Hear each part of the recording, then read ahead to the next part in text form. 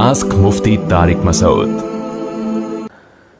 तलाक के अलावा कुछ नहीं बचा, ऐसे अल्फाज से तलाक का हुक्म। मेरे शौहर ने मुझे कहा हमारे दरमियान तलाक के अलावा कुछ नहीं बचा। ये उन्होंने दूसरी या तीसरी बार कहा है। इसका क्या हुक्म है? इससे तलाक तो वाक़ई नहीं हो जाती। अमतुल्लाह साहिबा उत्तर प्रदेश से।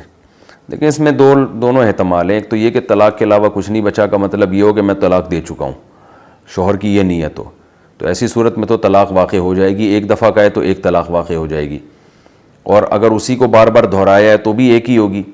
लेकिन अगर दूसरी तलाक की नीयत से कहा है तो दो होगी। लेकिन इसका एक दूसरा मतलब ये भी हो सकता है कि भाई अब तो तलाक के अलावा कुछ नहीं बचा, यानी अब तो तलाक ही देनी पड़ेगी तुम्हें, और तो अब यानी तुमने बातें इस किस्म की हैं कि अब तो हमारे दरमियान तलाक ही होगी।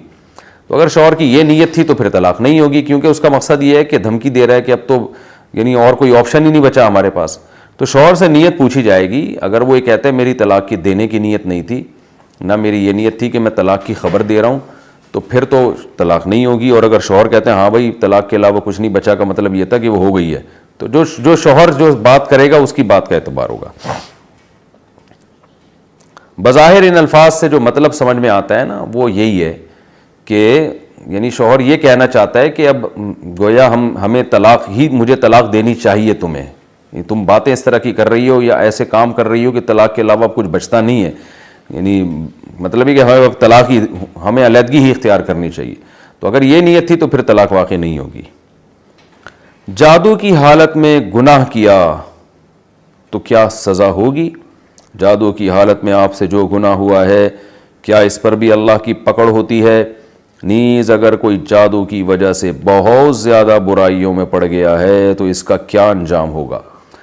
जादू की वजह से गुनाह किया के दो मतलब हैं। एक तो ये कि यानी किसी पर जादू करने के लिए कोई गुनाह का काम करना ताकि जादू का उस पर असर हो, तो जादू तो वैसे ही एक बहुत बड़ा जुर्म है, बहुत सख्त सज़ा इस्लाम में।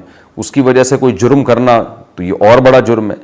और दूसरा मतलब मोहतरम के कलाम का ये हो सकता है, नाम भी नहीं लिखा इन्होंने कि कौन पूछ रहा है ये।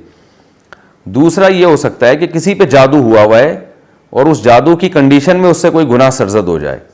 तो देखें अगर किसी पे जादू हुआ और उसकी वजह से उसका दिमाग ही नहीं काम कर रहा और इस पागलपने में उसने गुनाह किए हैं, तो जाहिर है अकल जब काम ना करे तो फिर इंसान किसी अमल का मुकल्लफ नहीं होता, उसको गुनाह नहीं मिलता।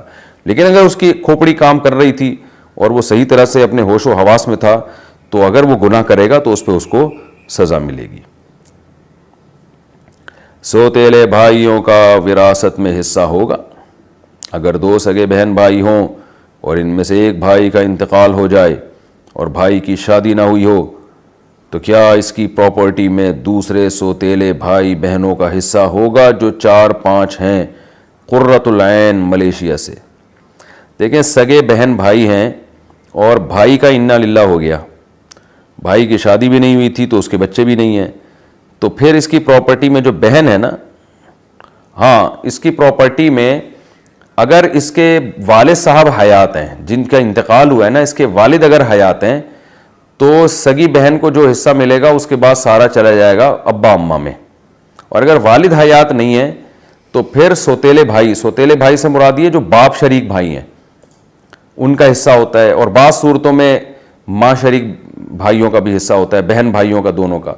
तो ऐसी सूरत में अब चूंकि हमें आपने सिर्फ बहुत कम डिटेल बताई है वारिसों की, तो ऐसे ये इसका 100% जवाब उस वक्त दिया जा सकता है जब आप मरने वाले की पूरी डिटेल लिख के भेजें। यानी बाज़ सूरतों में सोतेले भाइयों का हिस्सा होता है, लेकिन आपकी सूरत में है या नहीं है ये सारे वारिसों की जब तक डिटेल नहीं आएगी, मैयत के अब्बा जिंदा हैं, मैयत की अम्मा, मैयत के दादा, या शादी तो हुई नहीं मरने वाले की, तो वो तो औलाद का तो इम्कान नहीं है। तो अब्बा दादा के बारे में, और फिर सोतेले से आपकी मुराद क्या है, बाप शरीक भाई या माँ शरीक भाई, तो ये पूरी डिटेल लिख के देंगी तो फिर इंशाअल्लाह हम उस पर पूरा जवाब दिया जा सकता है।